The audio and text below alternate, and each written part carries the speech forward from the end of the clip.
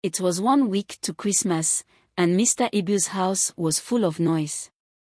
The children were running up and down, excited about their trip to the village, not knowing about the kind of evil plot that was waiting for them. This wasn't their first time, though. Every 2 years, they would travel back home for Christmas, and it was the only time they could see their family in the village. The children loved it because there would be lots of refreshments, food, goat meat to eat, and cousins to play with, no work to do. Little did they know that this year, it would be different, and it would unfold in a terrible and tragic way. Mr. Ibu's wife, Oge, was busy packing their things and cooking snacks for the journey. She always prepared everything 5 days ahead to make sure nothing was forgotten. But there was one thing she always worried about: Mr. Ibu never prayed. Mr. Ibu, on the other hand, wasn't quite as fond of these daily rituals. He often grumbled when it was time to pray, preferring instead to continue sleeping or enjoy his cup of tea in peace. He felt that life in the busy town was too fast-paced for long prayers, and he always wished Mama Oge would understand that. "Why do we always have to do this every day, Oge?" he would ask as he stretched out on the couch. "Can't we just get on with our day like normal people? No need for all this praying." But Mama Oge, with her gentle smile, would reply, "My love, we pray to give thanks for the life we have. It's our way of staying grounded and grateful. Just a few moments of peace with God." Mr. Ibu would sigh and mutter under his breath but would reluctantly join in, though his heart was never fully in it. Mama Oge didn't mind, for she knew that in time, he would come to understand the value of prayer. As Christmas drew near, Mama Oge's and her children's excitement grew. The children were eager to go to the village to play with their cousins and eat lots of goodies, and Mama Oge too was eager to visit her family in the village for the holidays. The village was a place where she felt closest to God, where the air was fresh, and the people still lived in harmony with nature. Mr. Ibu, however, was far less enthusiastic about the idea. "Why can't we just stay here in the city?" he complained one evening as Mama Oge packed the children's clothes. "It's so much more comfortable here, and we won't have to deal with all that village nonsense." But Mama Oge's heart was set on the village. "It's important, my love. The children need to experience the village, and it's a great time to connect with my family and celebrate Christmas together." Reluctantly, Mr. Ibu agreed to go, though he didn't share his wife's enthusiasm. Now, few knew that in the village, there were people who didn't want the family to come. Mr. Ibu's uncle, who lived in the same village, was an evil man. He had always been envious of Mr. Ibu's success and happiness. He had watched with bitterness as Mr. Ibu's family thrived in the city, while his own life had been filled with struggles and frustrations.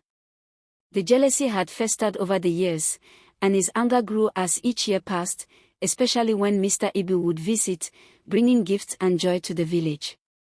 This festering jealousy led him to resent the very sight of Mr. Ibu's success, and it made him believe that Mr. Ibu's happiness had somehow come at his expense. Uncle Odiniai, as he was called, had a son named Chokudi, who was just as bitter and envious as his father.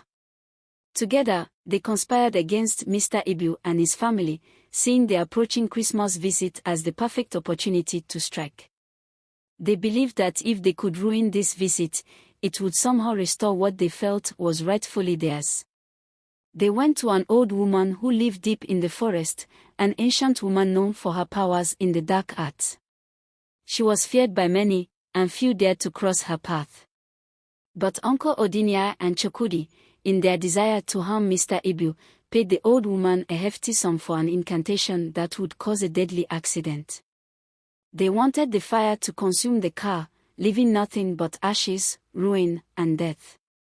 But just as the family was about to leave for the village, an old woman appeared on the road as Mr. Ibu drove to the market. She was hunched over, wrapped in a faded cloth, and her eyes were deep with the wisdom of years.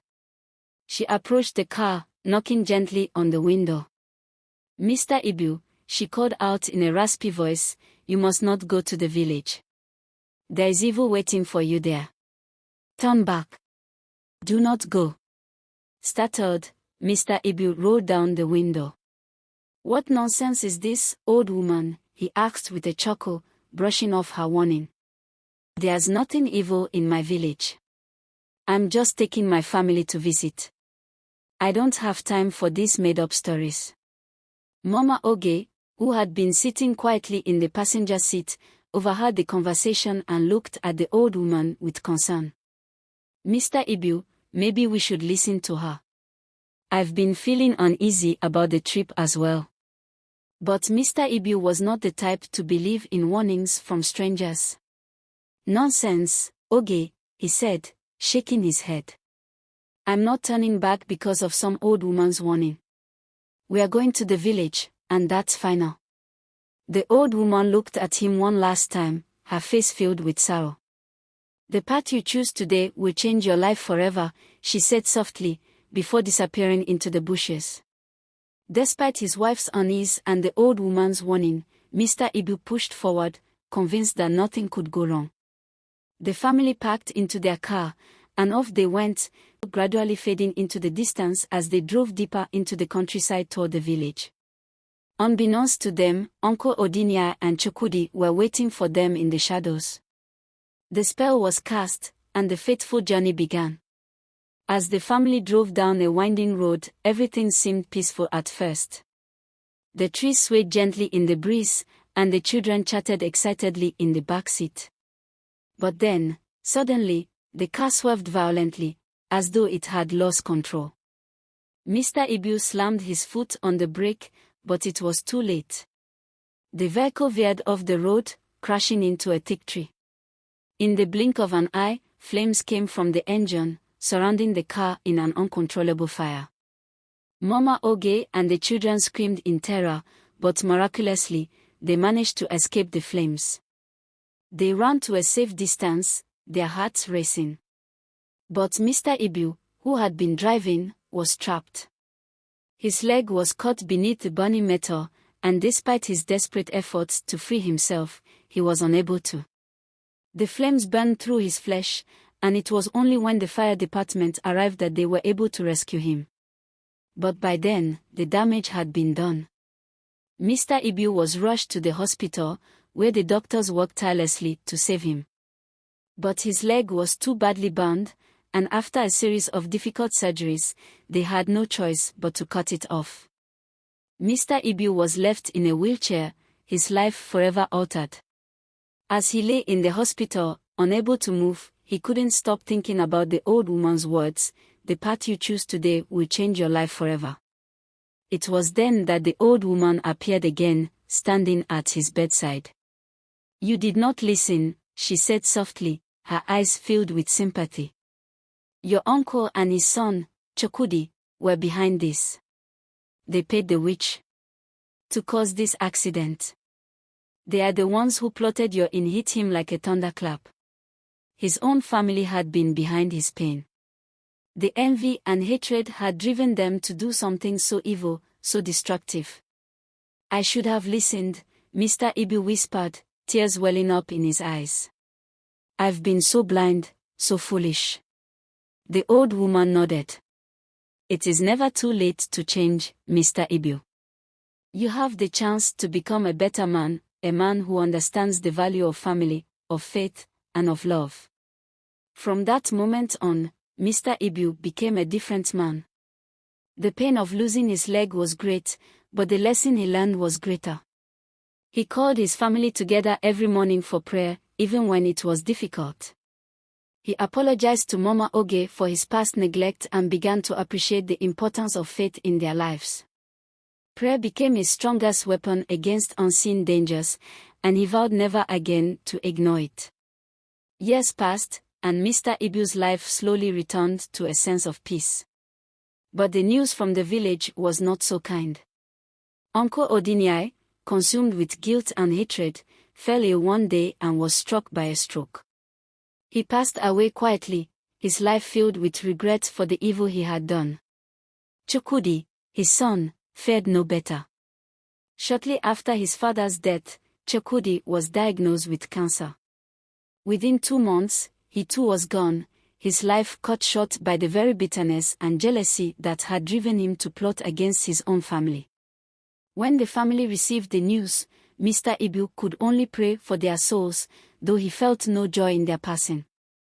He knew that the road they had chosen had led them to destruction, just as the road he had chosen had led him to redemption. And so, the following Christmas, Mr. Ibu and his family returned to the village, not in bitterness, but with love and joy. They had learned the importance of faith, forgiveness, and family. And this time, there were no enemies, no plots, and no bitterness. Just a family that had been changed forever by the lessons of the past. The story of Mr. Ibu's accident and miraculous survival spread worldwide.